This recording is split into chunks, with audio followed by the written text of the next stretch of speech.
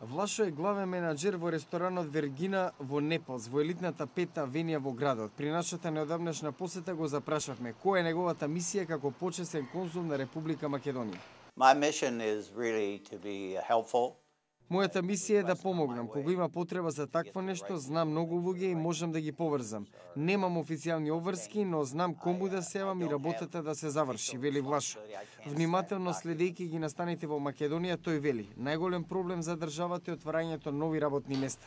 Според него и тука може да се помогне. Во ерата на модерната глобализација, личните врски со деловните луѓе формирани во еден подолг период се клучни за привлекување странски инвеститори. Најдобар пример за тоа е влегувањето на гигантот Johnson Controls во Македонија, вели Влашо. Во Флорида живеат меѓу 5 до 10.000 македонци. Влашо тука нашол одлична почва за практикување на своето мото. Секој треба да е активен во својата локална заедница. Тој верува во конзервативната идеја и е вклучен во голем број добротворни активности. На прелиминарните избори гласал за Мит Ромни, но денес вели дека е определен за сенаторот Џон Макејн. Иако не е совршен, вели Влашо, секако е подобар од Барак Обама, за кого смета дека е премногу либерален и нема доволно искуство.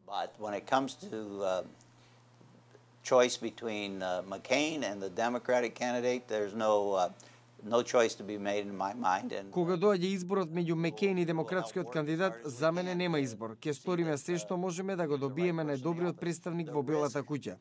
Во графата против Обама тој вели дека е потписот на сенаторот на прогрчки резолуции против интересите на Македонија. Секој глас одлучува, заклучува почесниот конзул и потсетува на изборите во 2000-та, кога председателот Буш токму во неговата Флорида извојува тесна победа против кандидатот Ал Гор.